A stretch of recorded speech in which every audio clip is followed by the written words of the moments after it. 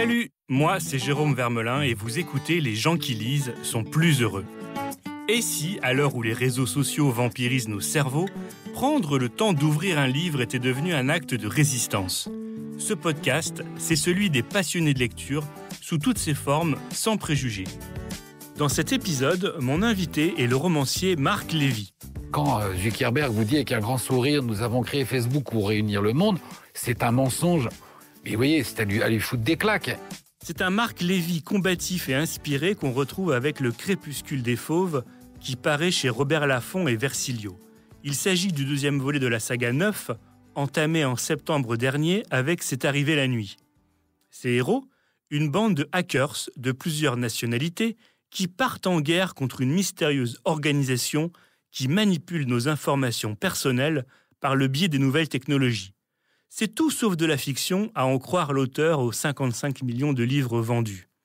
Avec ce thriller, Marc Lévy dénonce les dérives des géants de la big tech et des réseaux sociaux, à commencer par Mark Zuckerberg, le patron de Facebook. Quelque chose me dit que ces deux-là ne partiront pas en vacances ensemble, même en éteignant leur téléphone portable avant. Bonjour Marc Lévy. Bonjour. Comment ça va ? Ça va bien et vous ? Oui, très bien. En ce début d'année, on est encore en pleine pandémie, mais les écrivains sont là pour nous changer un peu les idées. Vous avez un rôle presque médical à votre manière, non ? Avec les romans, non ? Médical, je ne sais pas.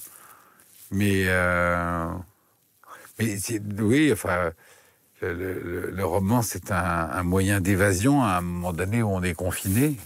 Et donc qui apporte, je pense, un bien-être assez extraordinaire, quoi. D'autant que l'évasion par l'image et par le cinéma, et pour moi en tout cas en tant que lecteur et passionné de cinéma, autant j'arrive dans un livre à me retrouver vraiment transposé dans le décor, un film je suis spectateur. Vous voyez, un livre, j'en deviens acteur. Et donc, je trouve que le livre a un pouvoir de transposition et d'évasion beaucoup plus fort, en fait. Donc, je ne suis pas du tout en train de dire que l'un est plus important que l'autre. Hein. Je parle simplement de l'émotion que cela procure. Donc, vous voyez, c'est vrai que le livre, c'est en période de confinement, c'est un extraordinaire vecteur de resocialisation, d'ouverture de l'espace, et finalement de déconfinement. Et ça, je trouve ça assez extraordinaire. Cette saga, on est d'accord, Marc, vous l'avez imaginée, pensée avant tous les événements qu'on traverse en ce moment ? Bien sûr. Oui, j'ai commencé à travailler sur cette saga il y a 3 ans, donc le confinement était absolument pas... Et d'ailleurs, j'ai décidé de pas l'intégrer dans l'histoire. D'abord parce qu'elle n'était pas au cœur de l'histoire. Et c'était pas le sujet. Et puis en même temps, c'est vrai que en écrivant le roman, je voyageais tellement moi-même et je retrouvais tellement une liberté que j'avais pas du tout envie de la contraindre. Parce que moi, j'ai eu l'impression justement que c'était un... Enfin, ce qui est sympa, c'est que effectivement, on voyage, on est dans plein de pays à la fois, simultanément, hein, même d'un chapitre, d'un paragraphe à l'autre. Et avec un roman comme ça, on fait tout ce qu'on ne peut pas faire en ce moment. C'est drôle, quoi. Enfin... Oui, c'est absolument. C'est vrai que le roman nous emmène de Oslo à Rome, en passant par Londres, en passant par les îles anglaises de Jersey, et puis on se retrouve à Tel Aviv, et donc c'est vrai que ça, on voyage, on va en Ukraine, et donc on voyage, et surtout... on voyage, et puis ensuite, il y a ce que le roman raconte. Alors, justement, cette envie de saga, est-ce qu'elle est liée aussi au type d'histoire que vous vouliez raconter ? Est-ce que vous auriez pu raconter comme ça une histoire en plusieurs livres sur un autre thème, où ce thème-là se prêtait bien, cet univers-là se prêtait bien à ce côté feuilletonesque dans lequel vous êtes en ce moment ? En fait, il n'y a pas de calcul préalable. C'est la deuxième fois que je fais ça, et dans le premier jour et la première nuit, le roman se racontait sur 2 tomes. Il n'y a pas un calcul préalable où on se dit « tiens, je vais écrire 2, 3, 4 tomes ». En fait, il y a une histoire qu'on raconte, Et moi, comment on va dire, au bout de 500 pages, je me rendais bien compte que j'en étais encore qu'à la moitié de mon histoire. Je n'allais pas sortir un livre de 1000 pages, et donc je l'ai coupé en 2 tomes. Et puis ensuite, il y a un lien qui s'est créé avec les personnages, auxquels je me suis énormément attaché. Et à partir de là, il y a aussi l'envie de ne pas quitter ces personnages, de rester dans cette bande de hackers et de continuer l'aventure avec eux. Et puis, troisième volet, qui est le plus important, c'est que c'est un livre c'est une fiction qui est ancrée dans la réalité, qui relate des enquêtes menées par ces vrais hackers. Et la matière me passionnait tellement que de la raconter m'entraînait dans un récit que je n'ai pas su contenir en un seul tome. Et je dois dire que même si avec le 2e tome, la première grosse enquête menée par les 9 se boucle, j'ai évidemment envie de continuer l'aventure avec eux et d'en écrire une autre. Alors les hackers, vos hackers, comme les hackers, ils s'insinuent dans tous les lieux, tous les endroits auxquels qu'on n'imagine pas. Ils ouvrent toutes les portes. Vous, quelle a été votre porte d'entrée dans cet univers des hackers? Ça, c'est vraiment l'information que je peux pas communiquer par respect de leur sécurité et par respect de par confidentialité. Disons que mon passé dans la Silicon Valley, dans les années 80, m'a permis de rester en contact avec ce qu'on appelle de vieilles branches. Ouais. Et de contact en contact et de rencontre en rencontre, on arrive à un moment donné, avec un peu de chance et beaucoup de persévérance, à rencontrer les bons acteurs. Comment, où, dans quelles circonstances, ça, je peux vraiment pas le raconter pour leur sécurité à eux. Ce serait les trahir que de donner la moindre information là-dessus. Mais les rencontrer a été décisif. Ça m'a appris énormément de choses. Et puis, surtout, pour tout vous dire, ça m'a donné l'envie irrépressible de me mêler à leur combat, quelque part.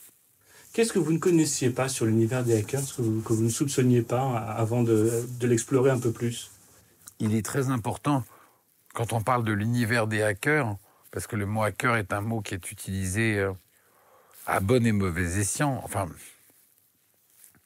il y a 3 familles. En gros, vous avez 3 familles de hackers. Vous avez les hackers criminels, et comme d'ailleurs dans la criminalité physique, la criminalité des hackers va, du petit voyou de la rue au grand banditisme, et on retrouve exactement cette hiérarchie dans le milieu des hackers. Vous avez ce qu'on appelle les cardeurs, ceux qui vont détourner les numéros de carte de crédit ou fabriquer des fausses cartes de crédit, ou encore ce qu'on appelle les yes cards, c'est-à-dire des cartes qui sont capables de déjouer les systèmes centraux des terminaux bancaires et qui permettent de retirer autant d'argent qu'on veut, dans une certaine limite, mais sans avoir besoin de taper un code. Et puis vous avez la grande criminalité organisée qui va, elle, aller hacker des banques et voler un certain nombre de millions de dollars. Bref, vous avez les white hats. Les white hats, ce sont les hackers qui, en général, ce sont tous d'anciens black hats reconvertis qui, se servant de leurs compétences, trouvent à un moment donné de la vie ou confrontés dans certaines circonstances qu'ils ont plus intérêt à mettre leurs compétences au service de la sécurité qu'au service du vol et d'en faire carrière. Ces hackers, qu'on appelle les white hats, travaillent du côté de la sécurité informatique. Ce qui ne veut pas nécessairement dire qu'ils travaillent toujours du bon côté de la force. Parce que si vous travaillez pour la sécurité informatique, d'une dictature ou d'un pays autocratique ou d'une entreprise totalitaire ou d'une entreprise de propagande, vous travaillez quand même pour les bad guys. Et au milieu de ça, vous avez une toute petite quantité, un tout petit groupe de hackers qu'on appelle les grey hats, qui sont des hackers qui mettent leurs compétences de hack au service du bien. Mais ce qui ne les empêche pas quand même, malheureusement, de travailler dans l'illégalité. Si vous allez chercher dans le coffre-fort d'un criminel les preuves de sa criminalité, En entrant chez lui par effraction, vous avez vous-même commis un crime. Moral, certes, mais c'est quand même un crime.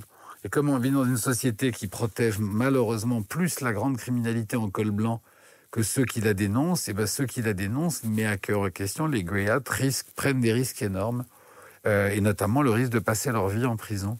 C'est pour ça que je ne peux pas révéler vous voyez, comment je les ai rencontrés, ni où. Mais leur combat, leur courage, leur intelligence, leur sens de la démocratie, et surtout leur compréhension de ce qui est en train de se passer en ce moment et de la gravité de ce qui est en train de se passer en ce moment, m'a donné envie de raconter leur combat. Ah oui, vous le disiez, la Silicon Valley, cet univers de l'informatique, vous l'avez connu au début presque dans une autre vie, en tout cas au début de votre carrière professionnelle. Qu'est-ce qui a le plus changé aujourd'hui de l'informatique et les nouvelles technologies de l'information, elles sont partout. Est-ce qu'on vit dans un monde de science-fiction, quelque part ? À partir du moment où la technologie s'inscrit dans votre quotidien, elle n'est plus de la science-fiction, elle n'est plus de la fiction, elle est une réalité. Donc, non, on ne vit pas du tout dans un monde de science-fiction. La vraie question que vous pourriez poser, c'est est-ce que le monde dans lequel on vit est un monde orwellien ? La réponse, malheureusement, est oui. Le monde est orwellien, puisque, à des fins commerciales et à des fins de manipulation politique et sociétale, des entreprises collectent en permanence, à notre insu, des données et les réagrègent pour nous profiler à notre insu et sans notre consentement, pour ensuite encore nous manipuler d'une certaine façon, provoquer en nous des besoins que nous n'avons pas, ou modifier la façon dont nous pensons. Ça pourrait paraître un discours de science-fiction, ça ne l'est pas, c'est la réalité. Disons que c'est la science-fiction telle qu'on l'imaginait dans les bouquins des années 60. C'est une réalité, voilà. Aujourd'hui, c'est devenu une réalité. Facebook a vendu les données collectées de 55 millions de ses utilisateurs à une entreprise spécialisée dans la manipulation politique, et ça a donné naissance à un scandale mondial qui s'est appelé Cambridge Analytica. Les conséquences sociétales de ce scandale sont considérables. Les condamnations en justice des dirigeants de Cambridge Analytica et de Facebook, elles, sont assez marginales. Pourquoi est-ce que le scandale de Cambridge Analytica a été découvert ? Parce que des enquêteurs et des lanceurs d'alerte se sont intéressés, ont réussi à amener les preuves que les données avaient été non pas volées, mais volontairement vendues par... Aucun être humain aujourd'hui ne peut prétendre qu'il sait exactement quelle quantité de données et quel type de données sont collectées sur lui par les géants de la tech. Or, cette quantité de données est considérable. Les applications qu'on installe dans nos portables collectent des données en permanence, nos mouvements, et, comme je le raconte dans le roman, avec une sophistication dans la collection des données qui dépasse de loin tout ce qu'on peut imaginer. Votre portable est équipé d'oscilloscopes qui analysent en permanence les mouvements que vous faites et qui finissent par apprendre la logique de ces mouvements et donc, à cause des mouvements de votre portable, à déduire ce que vous êtes en train de faire. Est-ce que vous êtes en train de vous laver les dents ? Est-ce que vous êtes en train de manger, de boire ? À quelle vitesse vous mangez ? Des milliers et des milliers d'informations servent à établir un profil psychologique de l'individu qui fait que les géants de la tech vous connaissent mieux que ne vous connaîtront jamais les membres de votre famille et les membres de votre entourage. À partir de là, appuyez sur le bouton pour vous faire réagir dans un sens ou d'un autre et d'une facilité déconcertante. Donc, est-ce que l'usage de la technologie aujourd'hui est orwellien ? Vous pouvez ou pas en faire tirer vous-même une conclusion. Ce matin, une étude publiée par une organisation mondiale démontrait que 75% de la population mondiale vit sous un régime où les gens ne sont pas libres. 75% de la population mondiale. Ça fout les jetons, hein. Après, ça dépend de ce qu'on appelle la liberté. La liberté, c'est de la liberté de dire ce que l'on pense, c'est la liberté de vivre selon sa croyance, c'est la liberté de vivre selon son mode de pensée, et c'est la liberté de pouvoir vivre en fonction de l'identité qu'on a choisie, qui est la nôtre. Ça, c'est déjà des libertés fondamentales. Vous voyez ? Est-ce que vous, cette réalité qu'on décrit, ça fait de vous pour autant un technophobe, Marc ? Pas du tout. Pas du tout. Pas du tout. C'est exactement comme si ceux qui se sont battus pour la sécurité routière disaient qu'ils étaient anti-voiture. Ils n'ont jamais été anti-voiture. L'invention de la voiture n'est pas à remettre en cause. C'est une invention absolument géniale. Et vous voyez, et le camion avec. Mais l'usage qu'on a fait de la voiture et des engins motorisés pendant des années a été un usage dont la toxicité et la nocivité devenaient beaucoup trop importantes pour qu'on puisse laisser les choses en l'état. Donc on a réagi. On a créé des normes environnementales, on a créé des normes de sécurité, et je dirais qu'on a raisonné l'outil. Aujourd'hui, c'est pas la technologie qui est en... Moi, je suis un fou de technologie, je suis un geek. C'est pas... Aujourd'hui, ça n'est pas...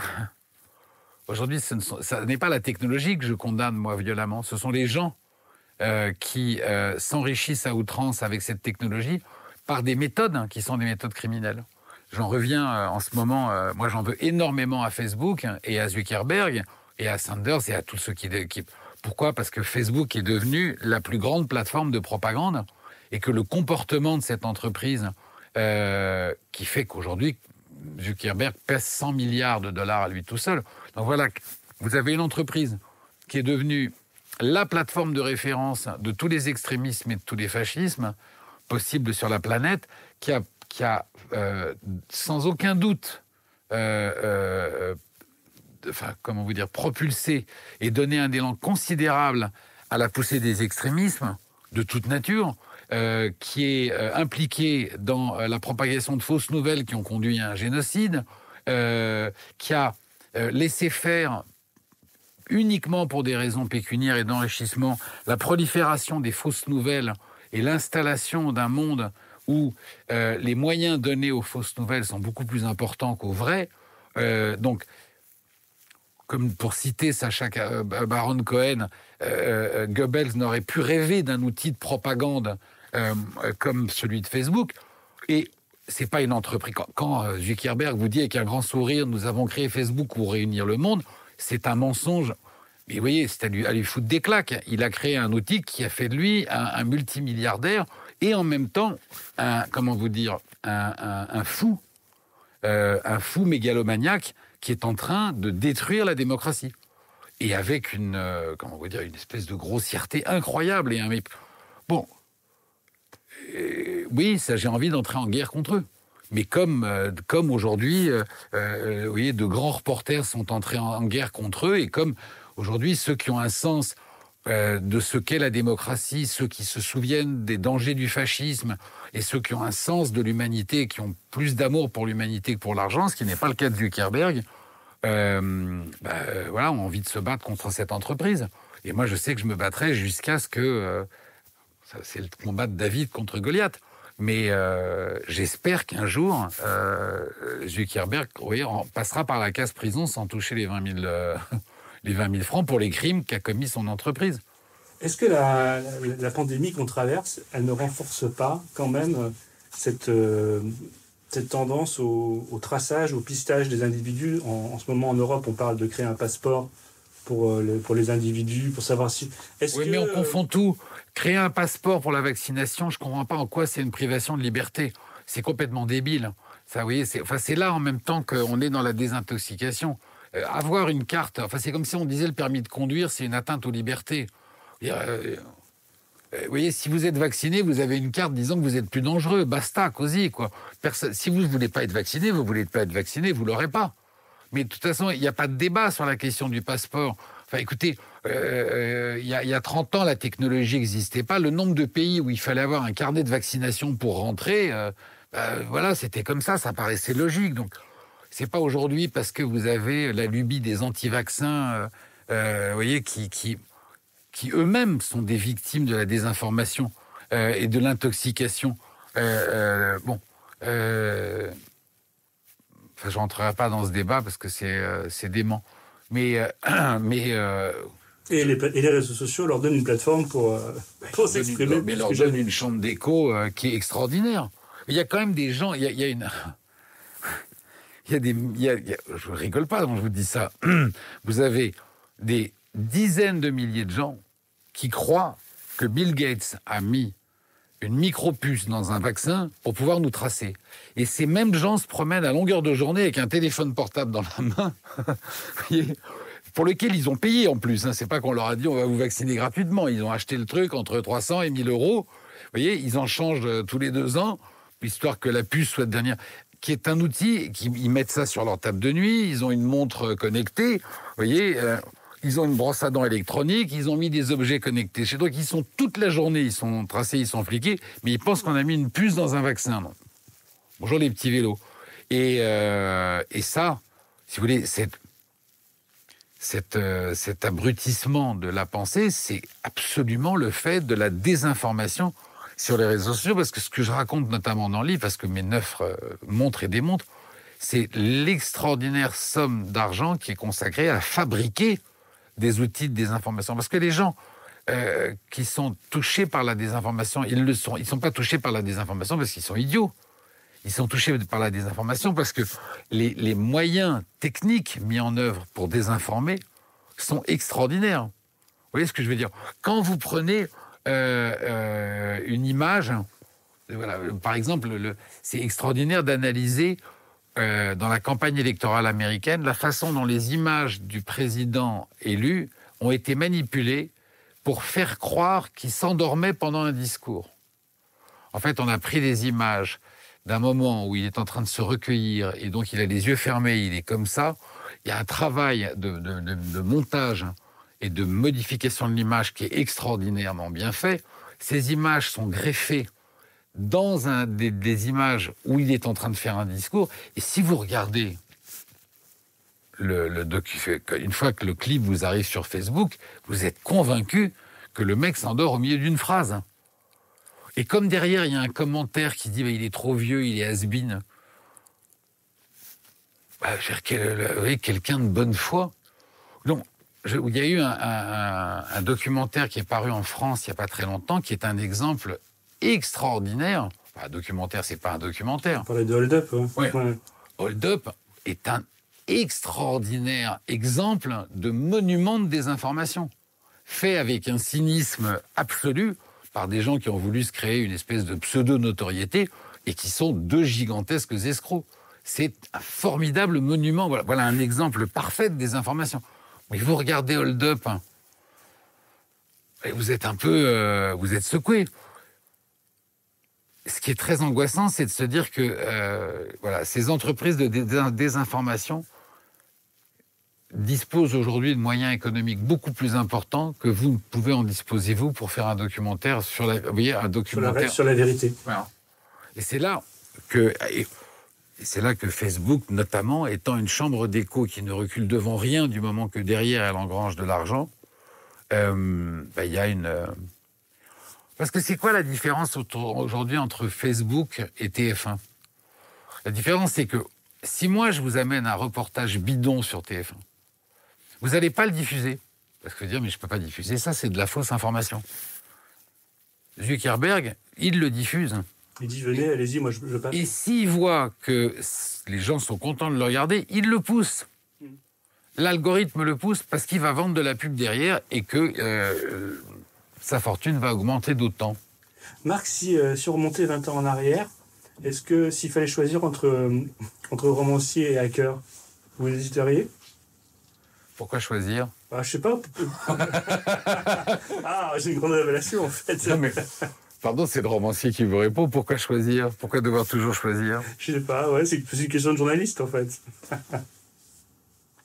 De toute façon, par définition, le romancier est quelque part un hacker de la vie, puisqu'il met en fiction.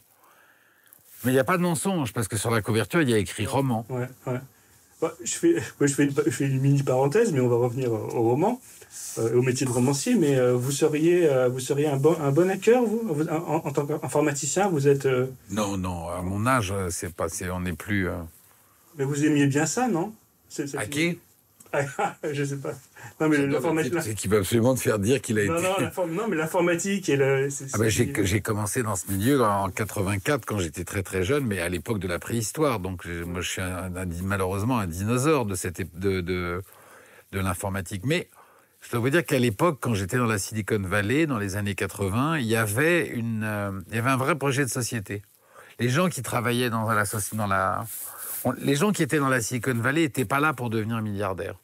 Ils étaient là, il y avait un vrai... On se disait, tiens, il y a une technologie qui va changer le monde, et chacun réfléchissait dans son coin à la façon dont l'application de ces technologies allait changer le monde pour le mieux. Il y avait ceux qui étaient passionnés dans le biomédical, il y avait ceux qui travaillaient dans l'image, ceux qui travaillaient dans le calcul mathématique pur. Mais il y avait une vraie conscience sociale, une vraie envie, assez utopique, de changer le monde pour le mieux. La dérive a vraiment commencé avec, je dirais, la situation, avec la croissance beaucoup trop exponentielle de Google et avec l'arrivée de Facebook, qui a vraiment, à mon avis, perverti le modèle économique basé sur ce qui a été une énorme erreur sociétale, et qui est lié d'ailleurs au fait qu'il y avait un très très grand écart de compréhension et de compétence entre le politique, le législateur et la technique. C'est qu'on a laissé s'installer un modèle économique qui s'appuyait sur la collecte des données privées. Et on aurait tout de suite dû comprendre la toxicité de ce modèle économique. Les dérives que ça pouvait engendrer. Et là, en fait. Et là, le monde toxique de la finance a au contraire accéléré ce processus. Et donc, on a valorisé la data, qui est un marché aujourd'hui. Le marché de la collecte des données représente plusieurs centaines de milliards de dollars par an. Et personne n'a pris conscience assez tôt que la marchandise, c'était l'être humain. Et donc, toute entreprise de technologie dont le modèle économique s'appuie sur la collecte de données privées et de données sur le comportement et la vie des gens, en fait, travaille dans un système de trafic d'êtres humains. Si vous transposez tout ce que l'on comprend et que l'on conçoit de la collecte des données sur le physique, imaginez que ce que l'on vous vole comme données sur votre comportement, sur vos modes d'achat, sur vos lectures, sur vos centres d'intérêt. Imaginez que on prenne le 10e de ça sur votre physique, vous comprendrez immédiatement le viol dont on fait l'objet. Voilà. C'est un exemple un peu grossier, mais qui est vous voyez, qui pour moi illustre bien le propos. Je ne pense pas que vous accepteriez que votre marchand de sous-vêtements s'octroie le droit de faire des photos de la plus grande intimité de votre corps, parce qu'il vous dit, si, mais je vous ai vendu le slip, c'est absolument normal que j'ai une photo de votre intimité. Vous dites, non, c'est pas normal. Écoutez, finalement, le rapport avec la technologie est exactement le même, sauf que là, c'est une autre forme d'intimité qui vous est volée en permanence. Est-ce que le livre, au fond, c'est pas le refuge vis-à-vis de ce monde qu'on vient de décrire? Le livre, je considère que le livre numérique n'a vraiment pas pris le pas sur le livre physique. Est-ce que le moment où on lit un livre, on est dans son fauteuil ou dans son lit, on n'est pas un peu, finalement, on est dans une bulle préservée de ce monde technologique qu'on vient de décrire? Oui, c'est aussi vrai, si je me fais l'avocat du diable, je dirais que c'est aussi vrai quand vous êtes en train de regarder un film tranquillement. À partir du moment où vous êtes dans un... Le fait de s'évader, le fait de partir à la rencontre des autres, que ça soit en regardant un tableau, en lisant un livre, en étant touché par une sculpture, en allant voir un spectacle de théâtre, je pourrais prêcher pour ma chapelle et vous dire que le livre, avant tout, mais je crois que ce que l'on appelle la culture répond dans son grand ensemble au lien social qui nous unit. Le livre a une particularité, c'est que quand on est au théâtre, on est, on est autant de spectateurs qu'il y en a dans la salle. De même au cinéma. Et il en est de même aussi dans un musée, dans une salle de concert. Le livre a cette particularité qu'on le lit seul, et que d'ailleurs, on le lit tellement seul que si quelqu'un se penche sur votre épaule pendant que vous lisez, on a ce réflexe, vous voyez, de se protéger de la... Donc, il y a un rapport intime avec la lecture, alors qu'il n'y a pas de rapport intime, pour la plupart d'entre nous, avec les autres fenêtres de la culture qui nous entraînent plutôt d'ailleurs à être vécues en commun. On n'a pas la même... C'est vrai que aller voir être ému par un tableau dans un musée, la présence des gens autour de vous ne vous dérange pas. Et au contraire, d'ailleurs, dans une salle de concert, la présence des autres contribue, vous voyez, je crois, à l'intensité de votre émotion. Le livre, c'est le contraire. Mais pour autant, je pense que le partage, l'évasion, la compréhension, la tolérance, l'amour, tout cela, c'est vrai dans le livre, mais c'est vrai au théâtre, c'est vrai au cinéma, c'est vrai grâce à la musique. C'est toute la culture qui forme je pense, un lien social extrêmement important. C'est d'ailleurs pour ça que dans cette période de pandémie, le soutien, vous voyez, de la communauté culturelle, des artistes, est extrêmement important parce que si, je veux dire, si les théâtres, enfin, on se rend pas compte, mais c'est le lien des théâtres, le lien du music-hall, le lien de la scène, le lien des festivals, en fait, tout ça, c'est vraiment important. C'est un lien social qui est vraiment important. Bon, pour terminer, Marc, les 9, là, ils nous écoutent en ce moment, vous pensez ? Peut-être. Je pense qu'ils sont occupés à autre chose. Ok, merci beaucoup, Marc Lévy. Merci à vous. C'est la fin de cet épisode. Je vous invite à le liker, à le partager et tout simplement à en parler avec d'autres passionnés de lecture comme vous. Tous les épisodes précédents sont disponibles sur les plateformes de téléchargement et sur la page spéciale qui lui est consacrée sur lci.fr. Les gens qui lisent sont plus heureux. C'est aussi un compte Instagram où vous pouvez retrouver les coulisses de chaque épisode. Je vous dis à bientôt et bonne lecture.